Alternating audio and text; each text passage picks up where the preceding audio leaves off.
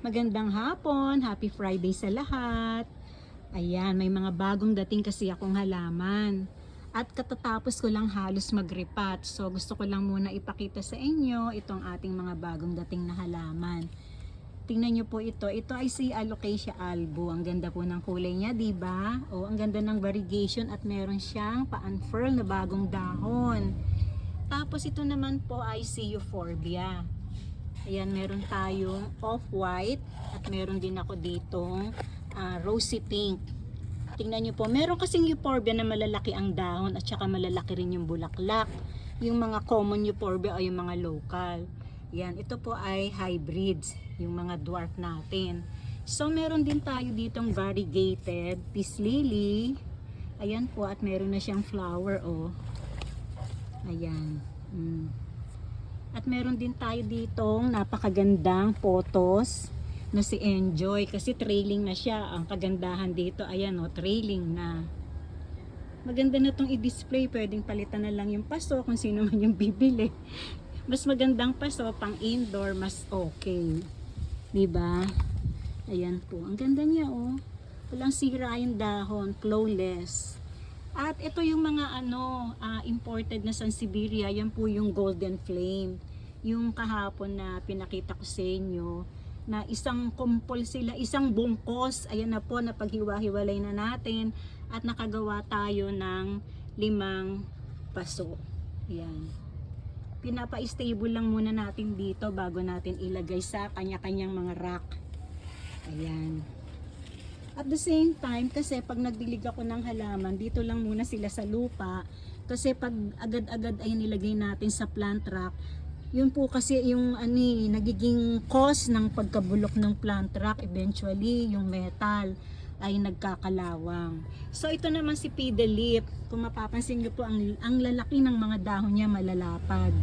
Ito po yung lirata na sinasabi. Yan. Fiddle Leaf lirata. At meron dito yung mas maliit ang dahon. Ito naman po si Bambino. Nga pala, meron akong nakita doon na nag-iisang napakagandang cream pineke. Tignan nyo po. Ang ganda ng formation. Kaya kahit nag-iisa, kinuha ko na. Diba? Ang ganda oh. Ang cute lang. Oh. Diba? Tapos, meron ako ditong nag-iisang Millionaire, Sansevieria Millionaire. Naubusan na kasi ako ng Millionaire, nabenta na lahat. So ito, mas maganda kasi to, maliit lang. Yan. Ayoko na nung malalaki, mas maganda to yung ikaw na mismo yung magpapalaki, aabangan mo. Ang kagandahan pang isa, ayan, puro maganda. Hindi pala isa, dalawa. Ayan no, may dalawa na siyang suwi. Ayan no. Oh, diba? Oh, galing. So, ayan na nga sila. At meron pa ako ditong eto nagtatago. Si Selum. Naku, dalawa tong order kung Selum. Dalawa yung in-order ng aking kapitbahay. Isa lang ang dumating. Pero, ayun, nalito daw kasi ang ating supplier sa pagpapak. At syempre, ito, tinatago ko dito. Yan, pinapa-stable natin. Si Black Cardinal. Ay no, this is Red Imperial, Philodendron Red Imperial. Yung mga blue na yan, mga gamot po yan, ini-spray sa garden para protektado yung dahon ng mga halaman. Ayan. Para hindi sila mapeste. Hindi dapuan ang sakit. Ayan muna, kasabay nga pala ang mga in-order ko itong mga to. Yung mga Red Aglonema. Pero ito, mas nauna ko na tong niripat kagabi pa lang. Niripat ko na. Kasi meron tong may order sa weekend para at least mas maaga siyang magiging stable, tatayo agad. Kasi pagka syempre bagong ripat ay medyo stress pa ang ating mga halaman. Ayan muna.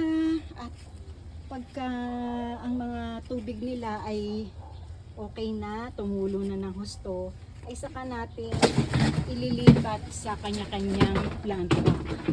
May nasipa akong paso, gumulong. O siya, hanggang dito na muna ang aking pagbabahagi. Maraming salamat po sa inyong pagsubaybay. Ito po ang The Late Bloomer. Happy weekend and happy planting! Ito maganda rin.